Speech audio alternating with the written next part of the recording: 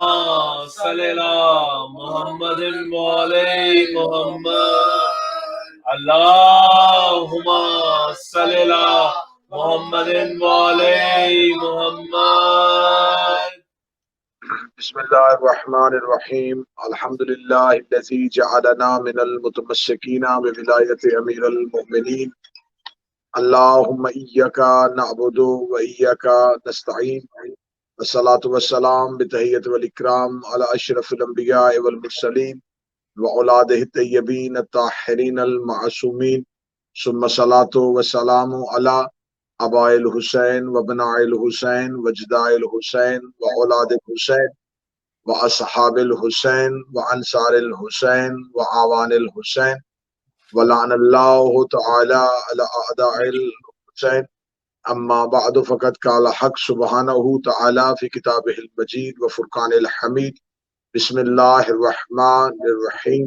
انما ولیکم اللہ ورسولہ والذین آمنوا الذین یقیمون الصلاة یؤتون الزکاة ہم راکعون. صلوات. اللہم صلی اللہ محمد وعلی محمد. دعائے مالکان عزت بارگاہ عزت میں صاحبان عزت کی حاضری کو اپنی بارگاہ میں قبول و منظور فرمائے. آج کی اس مجلس کو جہاں جہاں سنا اور دیکھا جا رہا ہے میرا مالک تمام کی توفیقات خیر میں اضافہ فرمائے. بالخصوص سید انتصار حسین شاہ صاحب، ان کے خانوادہ، ان کے عزیز و اقربا، دوست احباب کی جملہ پریشانیوں کو دور فرمائے. میرا مولا سرکار ولی العصر ہم تمام کو اپنی معرفت، محبت اور ولایت عطا فرمائے. مولا وارث زمان کے ظہور میں تعجیل فرمائے. سلسلہ گفتگو ان مجالس کا ولایت معصومین کے عنوان سے آپ کی سماعتوں کو ہدیہ کیا جا رہا ہے، اور روزانہ کی بنیاد پہ یہ کوشش کی جا رہی ہے کہ معرفت صاحب العصر کے بعد ولایت معصومین پہ گفتگو ہو سکے. ولایت وہ اللہ کا دیا ہوا اختیار ہے جو خدا اپنی مرضی سے اپنے منتخب افراد کو سونپ دیتا ہے. جیسا کہ اللہ علی کل شیء قدیر ہے، تو یہ بات صادر آتی ہے کہ جیسا وہ قدیر ہے اس کے ولی کامل کو بھی اتنا ہی قادر ہونا چاہیے. اگر خدا مالک کے کل ہے تو اس کا ولی بھی اس صفت کا مالک ہو اور اس کا بھی اختیار کائنات پہ ویسے ہی ہونا چاہیے. ولایت ایک تصرف ہے، ولایت ایک اختیار ہے، ولایت ایک حاکمیت ہے، ولایت ایک سرپرستی ہے جو شروع خدا سے ہوتی ہے، اور خدا اپنے منتخب لوگوں کو اسی اختیارات کو سونپ کے زمانے میں بھیجتا ہے. ہر نبی جتنے معجزات دکھاتا رہا، ان نبیوں کے پاس جو ولایت، جو اختیار تھا. اگر عیسیٰ نبی مردے سے ٹھوکر کو زندہ کرتا تھا، سلیمان نبی پرندوں کی بولیاں جانتا تھا، موسیٰ نبی کوہ طور پہ پروردگار سے گفتگو کرتا تھا. یہ جتنے انبیاء کے پاس معجزات تھے یہ جزوی ولایت تھی جو خدا انبیاء کو دیتا تھا. لیکن مکمل ولایت مطلق جو ہونا، جو ولی کامل ہونا، یہ خدا نے اس ولایت کا اعلان کیا ہے کہ یا وہ میرے رسول کے پاس ہے یا وہ صاحبان امر کے پاس ہے جو حالت رکوع میں زکوٰۃ دیتے ہیں. جیسا کہ وعدہ ہوا تھا کہ آج کی گفتگو ہم ولایت امام حسن مجتبیٰ علیہ السلام پہ کریں گے کہ سرکار امام حسن مجتبیٰ کو اللہ نے کون سی ولایت عطا فرمائی تھی. جیسی ولایت رسول کے پاس تھی ویسی ہی امیر المومنین کے پاس تھی، اور ویسی ہی ولایت امام حسن مجتبیٰ کے پاس ہے.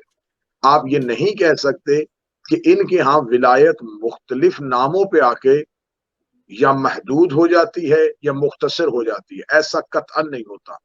یا یہ ولایت جب اللہ سے چلتی ہے تو جب کسی معصوم کے پاس آتی ہے تو یہ نہ محدود ہوتی ہے نہ یہ مختصر ہوتی ہے. جیسا کہ امیر المؤمنین علی ابن ابی طالب علیہ السلام نے فرمایا کہ ہم نے خدا سے حاکمیت و ولایت ایسے لی ہے جیسے شعاع سورج سے اپنا اثر لیتی ہے. جیسے شعاعیں سورج سے صادر ہوتی ہیں ویسے ہی ہم ولی مطلق ہونے کی حیثیت سے اللہ کا فیض مخلوق تک پہنچاتے ہیں. اور معصوم کا فرمان ہے کہ جو سورج زمین پہ چمکتا ہے، اس سورج کے دو رخ ہیں. ایک زمین والوں کو نظر آتا ہے، ایک آسمان والوں کو نظر آتا ہے۔ زمین والے بھی اس سے روشنی لیتے ہیں، آسمان والے بھی اس سے نور لیتے ہیں۔ اور معصوم فرماتے ہیں کہ جو زمین کی طرف سورج کا رخ ہے اس کے اوپر لکھا ہوا ہے اللہ نور السماوات والارض، اللہ آسمانوں کا نور ہے۔ اور معصوم فرماتے ہیں کہ جو سورج کا رخ آسمان کی طرف ہے اس پہ لکھا ہوا ہے علی نور رب الارضین، علی زمین کا نور ہے۔ کیا بات ہے، کیا بات ہے، نعرہ حیدری۔ جیسے مومنین کی آسمانوں پہ حاکمیت اور ولایت اور تصرف ہے، ویسا ہی ولایت اور تصرف علی کا زمینوں پہ ہے اور کائنات پہ ہے۔ آج گفتگو ہے سرکار امام حسن مجتبیٰ کے عنوان سے کہ اللہ نے سرکار امام حسن مجتبیٰ کو کون سی ولایت دی۔ سب سے بڑی بات یہ ہے کہ جناب امام حسن مجتبیٰ کے پاس بچپن میں ایک ایسا اختیار ہے کہ سرکار امام حسن مجتبیٰ مسجد نبوی میں رسالت مآب کی گود میں بیٹھتے تھے۔ رسالت مآب کی گود میں بیٹھ کے جو وحی آتی تھی امام حسن مجتبیٰ گھر آ کے سیدہ کو سناتے تھے۔ ایک دن رسالت مآب گھر آئے، شہزادی نے فرمایا کہ بابا جان آج اللہ کا یہ حکم آیا ہے۔ رسالت مآب نے فرمایا سیدہ آپ کو کیسے پتہ چلا؟ فرمایا مجھے حسن مجتبیٰ نے بتایا ہے کہ آج یہ وحی آئی ہے۔ رسالت مآب نے امام حسن مجتبیٰ کو اٹھایا، اپنی گود اقدس میں بٹھایا اور بٹھانے کے بعد کہا حسن کیا آپ وحی کی زبان سمجھتے ہیں؟ تو امام حسن نے بچپن میں ہاتھ کا اشارہ کیا اور آسمان کے حجابات کو ہٹا کے کہا نانا اس وحی کو زمین پہ اترنے سے پہلے آپ کا بیٹا لوح محفوظ پہ پڑھ لیتا ہے۔ کیا بات ہے، نعرہ حیدری۔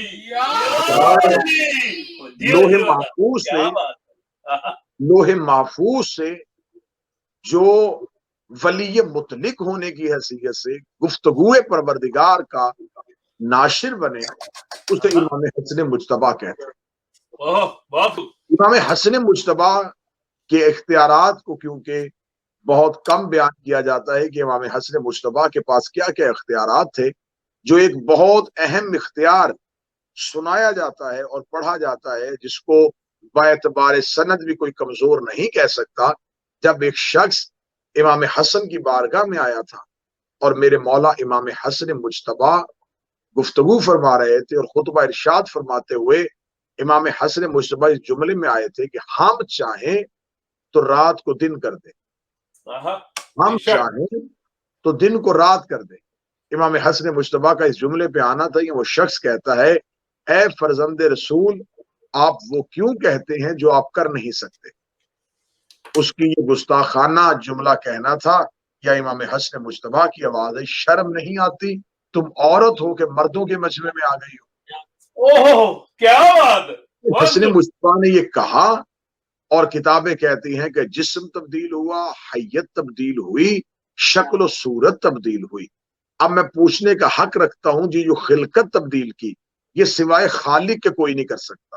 اللہ کا کام ہے خلق کرنا، اللہ کا کام ہے۔ خدا قرآن میں کہتا ہے کہ میں ہی ہوں جو روحوں کو خلق کرتا ہوں اور پھر ان کو مرد اور عورت کے فرق میں بدلتا ہوں۔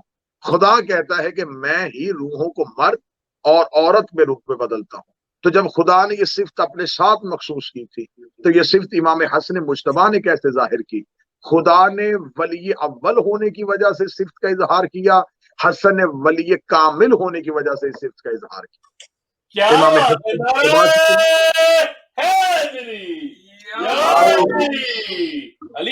امام حسن مجتبیٰ علیہ السلام کی یہ ولایت مولا امام حسن مجتبیٰ کے ولی کامل اور ولی مطلق ہونے کی واضح اور روشن ترین دلیل ہے۔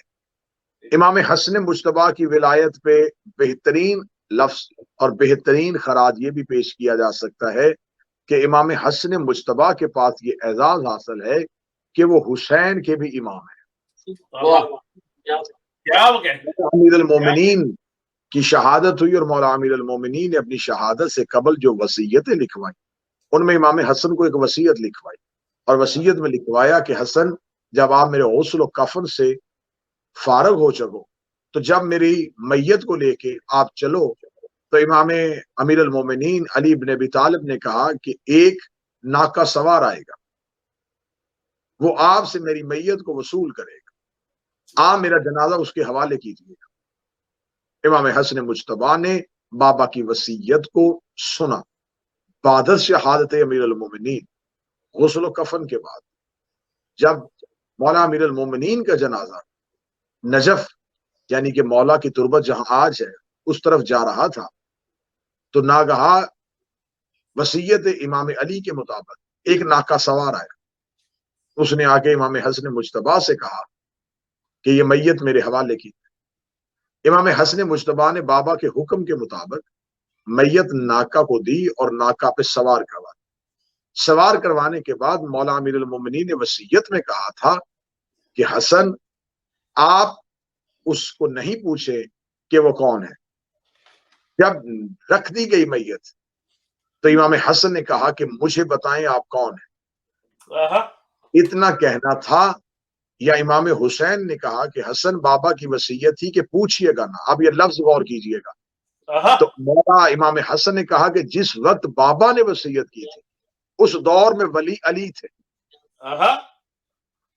اب کیونکہ ولی مطلق میں ہوں تو اب میں بیٹے ہونے کے اعتبار سے نہیں، ولی ہونے کے اعتبار سے پوچھ رہا ہوں۔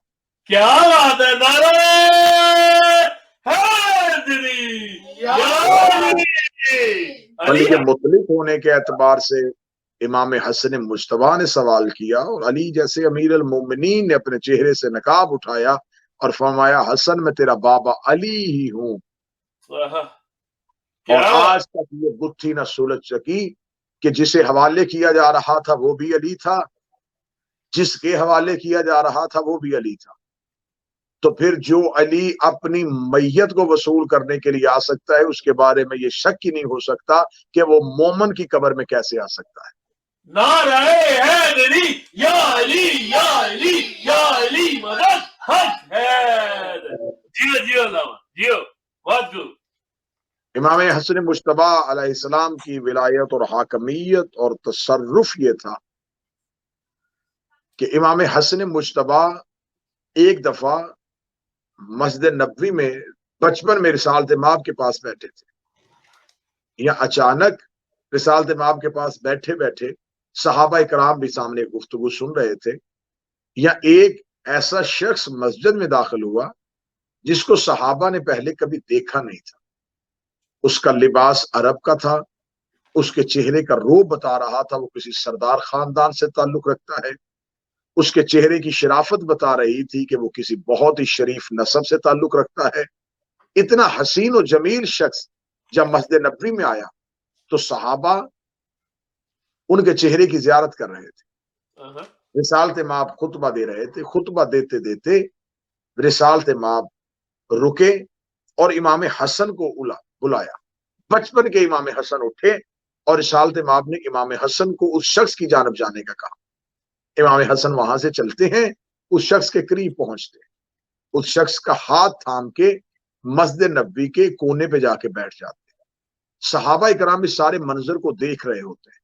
صحابہ کرام دیکھتے ہیں کہ پہلے تو یہ شخص مدینے کا ہے نہیں، دوسری بات یہ ہے کہ یہ شکل سے کوئی بہت سردار لگتا ہے، تو رسالت مآب نے اپنے چھوٹے سے نواسے کو اس شخص کے پاس کیوں بھیج دیا؟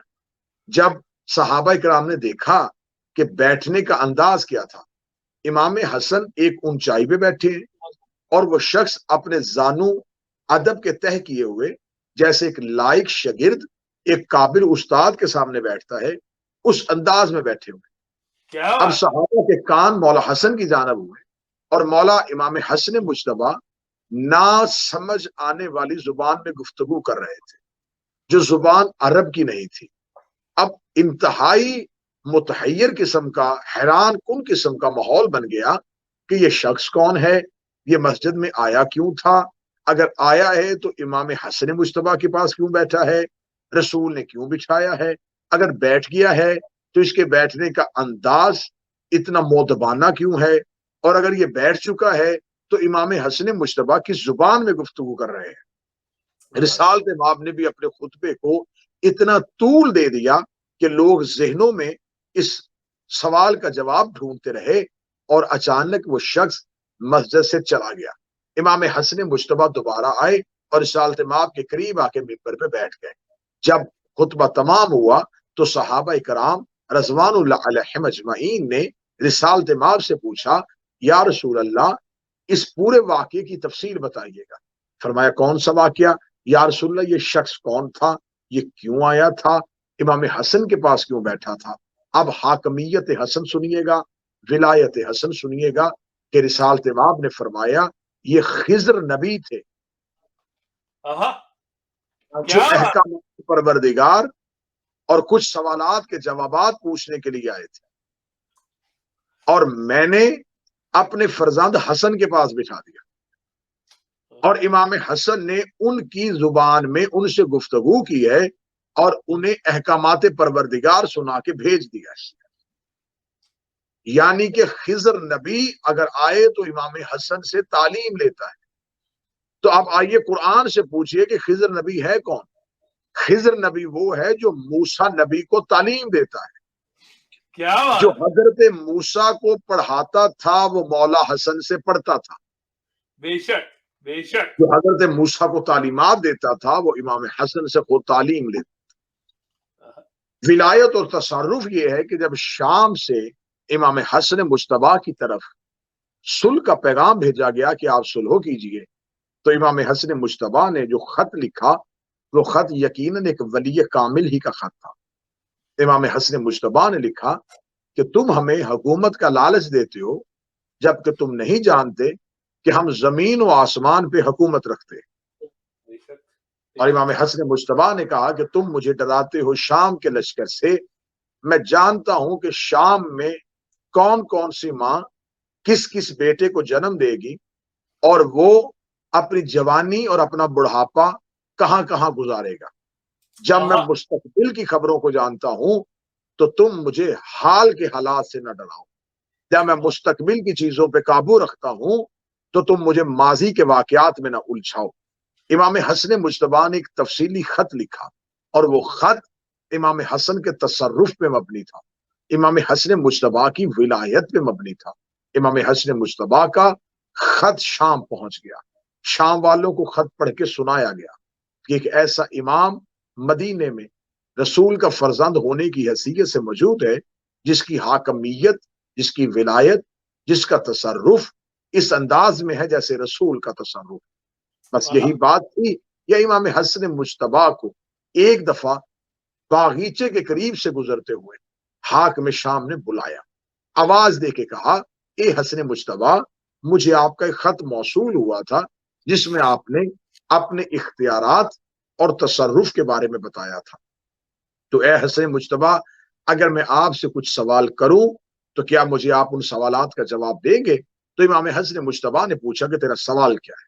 تو اس نے جس کھجور کے درخت کے نیچے وہ کھڑا تھا اس کی طرف اشارہ کر کے کہا کیا آپ مجھے بتا سکتے ہیں کہ اس کھجور میں کتنے پھل لگے ہیں؟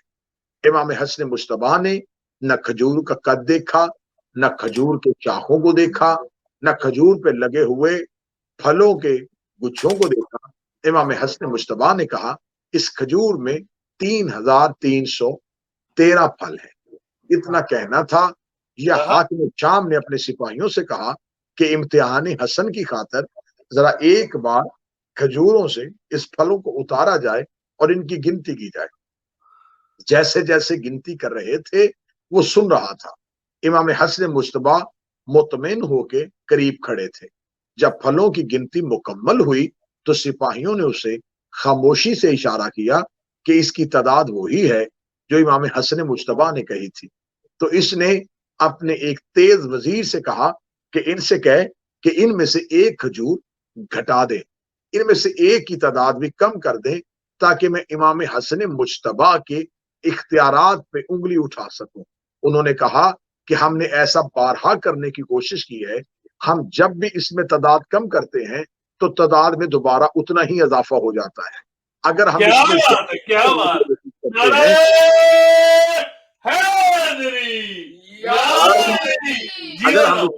زیادتی کرنے کی کوشش کرتے ہیں تو یہ اتنی ہی کم ہو جاتی ہے۔ تو یہ سب کیا ماجرا ہے؟ تو آخر اس نے اپنی شکست کو تسلیم کیا اور تسلیم شکست کرتے ہوئے امام حسن مجتبیٰ سے سوال کیا اے فرزند رسول کیا مجھے بتا سکتے ہیں کہ آپ نے کس علم کے تحت یہ بتایا تھا کہ یہ 3313 ہیں؟ میں تصرف پڑھ رہا ہوں، میں حاکمیت پڑھ رہا ہوں، میں ولایت کا اختیار پڑھ رہا ہوں۔ امام حسن مجتبیٰ نے کہا، اے ہندا کے بیٹے، جب ہم کہتے ہیں تو ہم غیب سے خبر نہیں دیتے، ہم جو کہہ دیتے ہیں وہ ہو جاتا ہے۔ کیا بات ہے، نعرہ حیدری یا علی، دشمنان بے شمار۔ میں نے ان کھجوروں کی تعداد کو نہیں دیکھا، میں نے صرف کہا یہ 3313 ہیں تو یہ ہو گئی، کیونکہ ہم جو کہہ دیتے ہیں وہ ہو جاتا ہے۔ بے شک۔ امام حسن مجتبیٰ کے پاس ایک شخص آتا ہے اور آ کے سوال کرتا ہے کہ مجھے رسالت مآب کی بارگاہ میں گیا تھا اور میں نے رسول اللہ سے کہا تھا کہ یا رسول اللہ، اگر میں اپنے قبائل کو مسلمان کروں تو رسالت مآب نے کہا تھا کہ میں تمہیں 70 اونٹ لدے ہوئے مال کے دوں گا۔ تو اب میرے قبیلے مسلمان ہو چکے ہیں اور میں دربار خلافت میں گیا ہوں رسول کے وعدے کی تائید کے لیے، تو انہوں نے مجھے کہا ہے کہ رسالت مآب تو ایک اونٹنی، ایک گھر، ایک چادر، اس کے علاوہ کچھ بھی نہیں چھوڑ کے گئے، تو ہم کہاں سے تمہیں 70 اونٹ یمن اور مصر کے مال کے لدے ہوئے دیں؟ تو کیا آپ کے نانا رسول جو یہ تعلیم دیتے تھے کہ جو کہو وہ حق ہوتا ہے، جو وعدہ کرو اسے پورا کرو، تو جہاں انہوں نے مجھے کہا تھا کہ سرخ اونٹ ان آنکھوں والے جو قیمتی عرب کے ہیں وہ تمہیں دیں گے، تو یہ وعدہ کون پورا کرے گا؟ یہ امام حسن مجتبیٰ کو جب سوال کیا گیا تو امام حسن مجتبیٰ نے کہا صبح کو سارے مدینے کو اکٹھا کیا جائے، ہم اپنے نانا کے وعدہ کو پورا کریں۔ صبح کو سارا مدینہ اکٹھا ہوا اور اکٹھا ہو کے یہ آپس میں فیصلہ کرنا شروع کیا کہ اگر حسن مجتبیٰ یہ مال دینے پہ آمادہ ہو بھی گئے تو اتنے اونٹوں کو ڈھونڈنے کے لیے ایک کثیر وقت چاہیے، کیونکہ یہ اونٹ عام اونٹ نہیں ہے کہ ان کو کسی بھی قبیلے سے منگوا لیا جائے، یہ عرب میں بہت ہی نایاب اونٹ ہے، ان کو اگر اکٹھا کیا جائے تو ایک وقت لگے گا، اور وہ شخص وصیت محمدی پہ عمل کرنے کے لیے مدینہ میں ٹھہرا ہوا ہے۔ صبح کو پورا مدینہ امڈ آیا۔ امام حسن مجتبیٰ جب اپنے گھر سے نکلے تو کتابیں کہتی ہیں کہ وہ منظر کشی بڑی عجیب تھی۔ امام حسن مجتبیٰ جب اپنے گھر سے نکلے تو حالت امام کیا تھی؟ سر پہ ابو طالب والا امامہ تھا، کاندھے پہ عبداللہ والی عبا تھی، چہرے پہ علی والا حسن تھا، ماتھے پہ رسول والی حسن تھا، ہاتھ میں موسیٰ والا عصا تھا، انگلی پہ انگشتر یہ سلیمان تھی، امیر المومنین کی چادر کو کاندھے پہ لیے ہوئے، رسالت مآب کی نالین کو پہنے ہوئے، امام حسن مجتبیٰ انبیاء کے تبرکات کے وارث بنتے ہوئے مولا حسن جب مدینے کی گلیوں میں آئے تو لوگوں نے چلتا ہوا موسیٰ کا وارث دیکھا، چلتا ہوا عیسیٰ کا سردار دیکھا، حسن مجتبیٰ کو دیکھا، ہیبت حیدری کو دیکھا، شرافت ہاشم کو دیکھا، تصور ابو طالب کو پایا، حسن عبد المطلب کو دیکھا، شرافت عبداللہ کو دیکھا، متانت عبد المطلب کو دیکھا، انبیاء کا وارث، اوصیاء کا وارث، ہاشم کا وارث، عبد المطلب کا وارث خرامہ خرامہ چلتا ہوا مدینے کے بازار سے نکلا۔ ایک جم غفیر ہے جو امام حسن مجتبیٰ کے ساتھ ہے۔ میں اکثر یہ جملہ کہا کرتا ہوں، یہ حسن کی غدیر تھی کہ آج امام حسن نے اپنی ولایت دکھانی تھی، آج حسن کی غدیر تھی کہ حسن نے اپنی حاکمیت کو دکھانا تھا۔ امام حسن مجتبیٰ مدینہ کے باہر جاتے ہیں، ایک ریت کے ٹیلے پہ اپنے عصا کو مارتے ہیں اور ریت ہٹاتے ہیں، جو ہی ریت کا ہٹنا ہے وہاں سے ایک سونے کی مہار باہر نکلتی ہے۔ امام حسن مجتبیٰ ابو سمسام سے کہتے ہیں، ابو سمسام اس مہار کو پکڑتا ہے، فرمایا چلنا شروع کر دے۔ ابو سمسام چلنا شروع کرتا ہے، پہلا اونٹ 2 کوہان والا سامان سے لدا ہوا زمین کے سیدھے سے باہر آتا ہے، دوسرا اونٹ باہر آتا ہے، تیسرا اونٹ باہر آتا ہے۔ مدینے کے لوگ امام حسن مجتبیٰ کو دیکھ رہے تھے، یا اچانک وہ شخص چلتا چلتا چلتا جب 70 اونٹ باہر آ گئے تو اس نے پیچھے مڑ کے دیکھا۔ امام حسن مجتبیٰ نے ٹھنڈی آہ بھر کے کہا، غلطی ہو گئی تجھ سے، اگر تو پیچھے مڑ کے نہ دیکھتا تو قیامت تک چلتا رہتا، یہ اونٹ قیامت تک باہر آتے رہتے۔ کیا بات ہے، نعرہ حیدری یا علی مدینے کے استاد نے کہا اے حسن مجتبی ہم نے کئی بار آل محمد کے گھروں میں فاقے دیکھے ہیں، ہم نے کئی دفعہ آپ کے دسترخوان میں محدود خوراک دیکھی ہے، یہ اتنا قیمتی سامان آپ نے زمین کے سینے سے کیسے نکالا؟ تو امام حسن مجتبی نے اپنی پاؤں کی ٹھوکر مدینے کی ریت پہ مارتے ہوئے کہا کہ امام زمین کے نیچے چھپے ہوئے خزانوں کا مالک ہوتا ہے۔ بے شک یہ خزانہ کسی نے دفنایا نہیں تھا، جبکہ ہم اس خزانے کے مالک تھے۔ ایک اختیار اور سناؤ امام حسن مجتبی کا، ورنہ رات بیت سکتی ہے، دن پورا گزر سکتا ہے، اختیارات حسن پہ گفتگو ختم نہیں ہو سکتی، ولایت امام حسن پہ گفتگو ختم نہیں ہو سکتی۔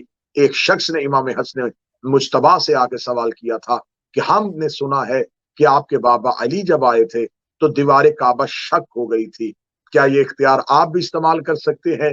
میرے مولا امام حسن کعبہ کے قریب آئے، امام حسن مجتبی نے اپنی دعا کے ہاتھ اٹھائے، اور صاحب کتاب صاحب بہار لکھتا ہے کہ جیسے ہی امام حسن مجتبی کے دعا کے ہاتھ اٹھے ویسے ہی ہاتھوں کے ساتھ کعبے کی دیواروں نے اٹھنا شروع کیا، اور کعبے کی چاروں دیواریں اتنی بلند ہو گئیں کہ نیچے سے کوئی سوار گزر سکتا تھا۔ خانہ کعبہ اٹھا ہوا تھا، امام حسن کے ہاتھوں کے اوپر ایسے لگتا تھا جیسے کعبہ حسن نے اپنے ہاتھوں پہ اٹھایا ہوا ہو۔ امام حسن مجتبی کے ہاتھوں پہ خانہ کعبہ کی دیواریں اٹھی ہوئی تھی۔ یا کنعان سے، جہاں سے حضرت یوسف نبی کا تعلق تھا، اسی شہر سے ایک تاجر کا قافلہ مدینے پہنچا ہوا تھا، وہ مدینہ میں مکہ میں داخل ہو رہے تھے، اور انہوں نے اٹھا ہوا بیت اللہ دیکھا، یا ناگہاں انہوں نے دیکھا کہ ایک شخص اکیلا بیت اللہ کے قریب کھڑا ہے اور اس کے ہاتھوں کی ہتھیلیوں کے ساتھ کعبے کی دیواریں اٹھی ہوئی ہیں۔ انہوں نے یہ منظر دیکھا، ان کا سردار اپنے اونٹ سے گرا اور بے ہوش ہو گیا۔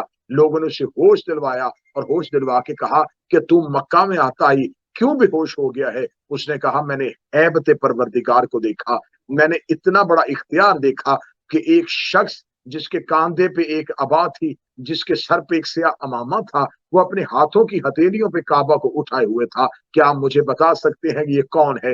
انہوں نے کہا یہ علی کے بیٹے حسن ہے۔ حسن کا نام آنا تھا۔ اس کنعان کے سردار نے جو بات کہی، اس نے کہا مصر کی عورتوں نے صرف یوسف کو دیکھا تھا، انگلیاں کاٹنی، اگر اسے دیکھ لیتی تو کیا حالت ہوتی؟ نعرہ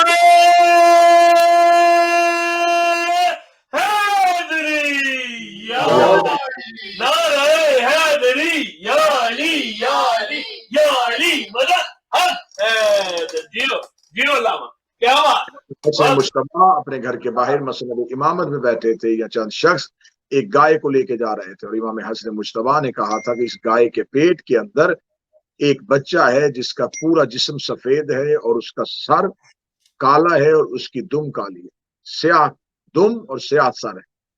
لوگوں نے جا کے اس گائے کو ذبح کیا، اس کے پیٹ کو شکافتہ کیا، تو جیسا امام حسن نے بتایا تھا ویسا ہی ہوا، اور انہوں نے آ کے امام حسن مجتبی سے کہا کہ حسن مجتبی آپ کو کیسے پتا چلا؟ امام حسن مجتبی نے قرآن کی آیت پڑھی، واللہ یعلم من الارحام، خدا جانتا ہے کہ ماؤں کے رحموں میں کیا ہوتا ہے۔ تو انہوں نے کہا اگر یہ اللہ جانتا ہے تو آپ کیسے جانتے ہیں؟ فرمایا جو اللہ جانتا ہے وہ ہم آل محمد جانتے ہیں۔ بے شک، نعرہ حیدری یا علی یا علی یا علی مدد حق حیدر۔ یہ تصرف امام حسن مجتبی تھے، یہ اختیارات امام حسن مجتبی تھے۔ تو آج انہی کے شہزادے کی شہادت کے 4 جملے آپ کی سماعتوں کو ہدیہ کروں گا۔ امام حسن مجتبی کے فرزند نام قاسم ابن الحسن، یہ وہ جوان ہے کربلا کا جس نے کربلا میں انسانیت کو پہلی بار موت کا ذائقہ بتایا ہے۔ اس سے پہلے کتابوں میں، قرآن میں یہ آیت موجود تھی، کل نفس ذائقۃ الموت، ہر نفس موت کا ذائقہ چکھے گا، لیکن کوئی نہیں بتا سکتا تھا کہ موت کا ذائقہ کیسا ہوتا ہے، کڑوا ہوتا ہے، میٹھا ہوتا ہے، تلخ ہوتا ہے، شیریں ہوتا ہے، کیونکہ جو چکھ لیتا تھا وہ بتا نہیں سکتا تھا، اور جو بتانا چاہتا تھا وہ چکھ نہیں سکتا تھا۔ پہلی بار روئے زمین پہ ایک ہی فرد ہے، قاسم ابن الحسن، جنہوں نے کربلا میں امام حسین کے سامنے کھڑے ہوئے اور امام حسین علیہ السلام نے پوچھا قاسم آپ موت کو کیسا سمجھتے ہیں؟ فرمایا مولا شہد سے زیادہ میٹھا سمجھتا ہوں، اگر ہم حق پہ ہیں تو موت ہمارے لیے شہد سے زیادہ میٹھی ہے۔ یہ وہی قاسم ابن الحسن تھے جن کو امام حسن مجتبیٰ نے 28 صفر کو وصیت میں کہا تھا کہ جب دین محمدی اور ولایت علی پہ مشکل بنے تو قاسم جوان مردی کے ساتھ حالات کا مقابلہ کرنا۔ قاسم جوان ہو رہے تھے بابا کی وصیت پہ عمل کرنے کے لیے، لیکن کیا خبر تھی کہ جوانی ابھی عروج کو نہ پہنچے گی اور دین قاسم کو مدد کے لیے پکار لے گا، جوانی ابھی اپنے نقطۂ کمال کو نہ پہنچے گی یا دین محمدی پہ مشکل پڑ جائے گی۔ ماں تو 18 سال کا قاسم کر کے قربان کرنا چاہتی تھی، لیکن 13 سال کی سن مبارک میں موت نے قاسم کو آواز دے دی، دین محمدی پہ مشکل بن گئی، ولایت علی پہ مشکل بن گئی۔ شب عاشور خیام حسینی میں قربانیاں تیار ہو رہی تھیں اور جناب قاسم کی ماں قاسم کو سامنے بٹھا کے وصیت میں کہہ رہی تھی قاسم عرب کے لوگوں نے تیرے بابا پہ الزام لگایا تھا کہ حسن کو لڑنا نہیں آتا، قاسم صبح اس انداز سے لڑیے گا کہ زمانہ دیکھے کہ حسن کیسے لڑے تھے۔ جناب قاسم نے کہا اماں صبح 10 محرم کا سورج طلوع ہونے دے، تیرا بیٹا اتنی بے مثال قربانی دے گا کہ امت محمدی قاسم کی قربانی کو ہمیشہ یاد رکھے گی۔ میدان کارزار میں جب شہزادہ قاسم کو فوج اشکیہ میں بھیجا جاتا ہے تو فوج اشکیہ میں ارزق نامی ایک وہ شخص جناب قاسم کے سامنے آتا ہے جس کا دعویٰ ہے کہ وہ ہزاروں کے ساتھ لڑتا ہے، یہ اپنے پہلے بیٹے کو بھیجتا ہے، جناب قاسم اس کا سرتن سے جدا کر دیتے ہیں، یہ دوسرے بیٹے کو بھیجتا ہے، جناب قاسم اسے واصل جہنم کر دیتے ہیں۔ متعدد بیٹوں کو بھیجنے کے بعد آ کر یہ غصے سے بپھر کے جناب قاسم کے مقابلے پہ آتا ہے، یہ شہزادہ قاسم کے ساتھ جنگ کر رہا ہوتا ہے، شہزادہ قاسم اسے موت کی نیند سلا رہے ہوتے ہیں، یا ناگہاں چاروں طرف سے فوج اشکیہ جناب قاسم پہ ایسے ٹوٹ پڑتی ہے جیسے شکاری باز ایک پرندے پہ ٹوٹتا ہے، چاروں طرف سے فوج اشکیہ کا حملہ ہوتا ہے، یا ایک ملعون جناب قاسم کے پہلو پہ نیزہ مارتے ہیں، جناب قاسم سر کو گردن کو جھکاتے ہیں، یا دوسرا ملعون جناب قاسم کے سر پہ گز مارتا ہے، جناب قاسم کا سر مبارک شکافتہ ہو جاتا ہے۔